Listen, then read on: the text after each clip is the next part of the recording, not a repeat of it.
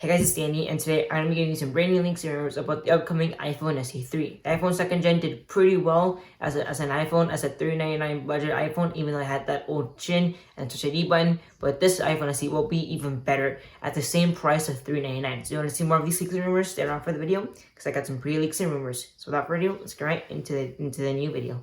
The iPhone SE3 could come up and it could be released in the upcoming months, just like the iPhone SE2. It was in March of 2020. This phone could come in March of 2022, or we don't really know when it will come out, but we'll just have to wait and see. But this will be even better than second gen, and its main features will be the cameras, the chip, the design, and 5G, which would be pretty cool. Apple could be possibly sticking with the same design, which would be pretty sad. Or they can even make it a little bit bigger. We don't really know. Most likely they won't be sticking with the same design because that design is kind of dated by now. But we hope not. The name could probably be the iPhone SE3, or iPhone SE 3rd generation, as most people call it, or the iPhone SE Plus. Even though it'll be the exact same size, that won't make much sense. If iPhone SE Plus, you mean maybe there'll be like a 599 version or something like that. We'll just have to see what it does. But that is still going to be 4.7 inches, which is very small, extremely small. Our iPhone SE 2nd gen, it's very small.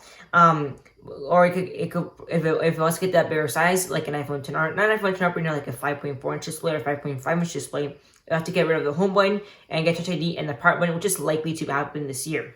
And the design could be of the newer iPhones. So, and that means without Touch ID, without those chin bezels, and with a notch, which some people don't like, but I personally think this would be pretty good, since most Android phones have like some like a chunky bezels, and this would have an notch that would be like pretty equivalent to that. But this notch can be like smaller, the smaller one, or even like the iPhone 12's notch, which are like wider and not that big. So that would be actually pretty cool if that could happen. But this will probably be getting Touch ID in the part button, which would be better location for it, but we'll just wait and see what that happens there. That would be an appealing design with a notch, but with no Face ID, which would be pretty sad. But it's a $399 phone, so it doesn't really matter. But that'll be actually a pretty cool design. It's rumored to go for still Apple are targeting that $399 mark, which would be great.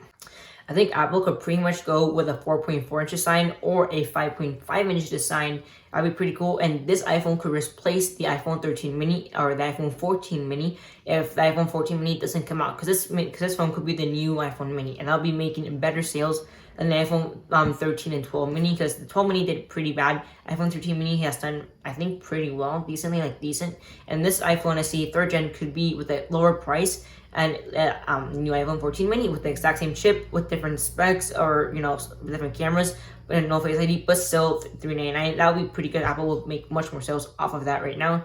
That'd be actually pretty cool. But we think Apple's still targeting that $399 price point. At the most, they'll probably go to $450, $449, which is still kind of expensive, but that'll be the least they could offer, and that'll be actually still pretty decent price to pay. But just have to wait and see what Apple does. But they're still trying to target that $399 point. If that doesn't happen, they'll probably go for the $449, which would be still appealing, but we'll just have to wait and see what that happens. As for the specs, Apple is targeting the same with the A15 Bionic chip. That will be this iPhone's. That'll make this iPhone the fastest iPhone for less than $500, which would be great. Because the A15 is pretty good, it's pretty fast. And what does it mean? This is the A15 if it comes out in March of 2022. If it comes out in September or October, it'll probably be the A16 Bionic chip, or we'll just still have an A15 Bionic chip. But so that will be pretty cool if that does happen, because it's still pretty good specs, right? A15 for $49, it's pretty good. Another key upgrade to this iPhone could be it will have 5G, because it's pretty much a feature standard in 2022 right now, 2021. Most phones and most iPhones have 5G, so that's pretty standard. It will probably support the base 5G, not the millimeter wave, which was still is high end, but just the base 5G, but no millimeter wave will still be good, because most phones right now have 5G. Even the $200 Android phones have 5G. So let's wait and see. That'd be really cool. But some runners of the iPhone SE have shown the iPhone SE with a notch and a single camera, much like the iPhone 10R, which I'm recording from right now. But that'd be pretty cool if that does happen, since I would still have a newer design with a notch and no home button, just to be on the part button, which is still pretty convenient. Or they can just move to the Apple logo, which is still pretty cool. Or with like and it's showing the renders with the camera bump the size of the iPhone 10Rs, or even dual camera bumps. So that means that could have a main camera and a telephone lens. We'll talk about this a little bit later. That'll be pretty cool if this iPhone SE 3 could adopt the notch and just get a better design for $399. That'll be actually pretty cool. And that'd be pretty cool. And this iPhone could be very appealing for people for that price. That'd be pretty cool. And as for the cameras, I said before, the iPhone SE3 needs a night mode and 4K and a better camera, because the camera hardware on the iPhone SE second generation is still pretty good, but it just needs a little bit better camera, because I can tell the difference between iPhone 11 or 3 or 12 camera and an iPhone SE, mainly because of the smaller sensor, because the sensor is actually pretty small. Apple needs an upgrade for that, maybe make it a little bit bigger. Maybe I like the exact same sensor in the iPhone 13. That'd be pretty cool, but we'll just have to wait and see. But this needs a night mode, definitely, and I think a night mode could be possible with a telephoto lens. That'd be pretty cool if that does happen. And we might see a regular lens and a 2x telephoto. That'd be actually pretty cool. That'll make better quality from zoom shots, because we take you need lots of zoom shots.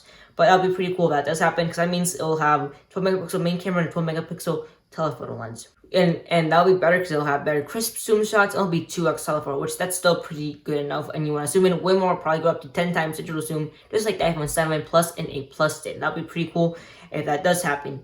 And we also could get a bump up in the resolution from 720p, that depressing 720p, to 1080p with an OLED display. The OLED display might be a little bit that we might be getting a little bit too.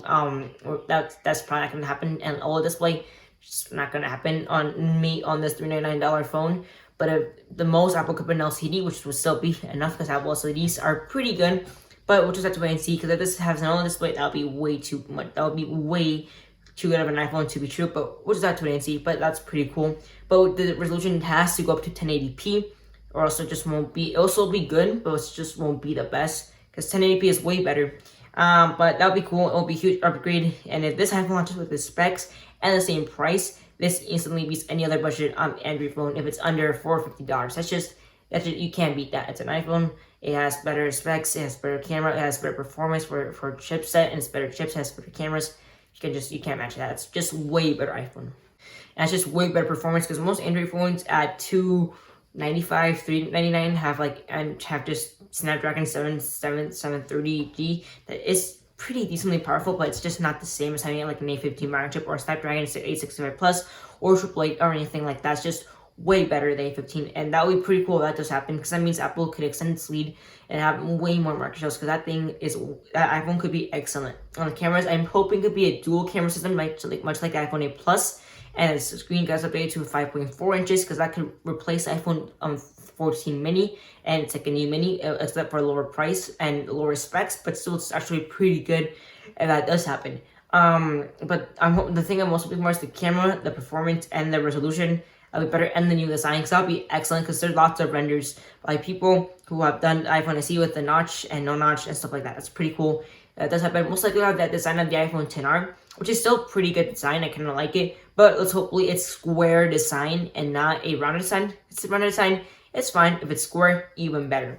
Looks pretty modern. That'll be overall pretty good. Well, that's about it, guys. Thanks for watching this video. Go follow me on Instagram. I'll have like a photo of my account. That's about it. Thanks for watching. I'll see you guys in the next video.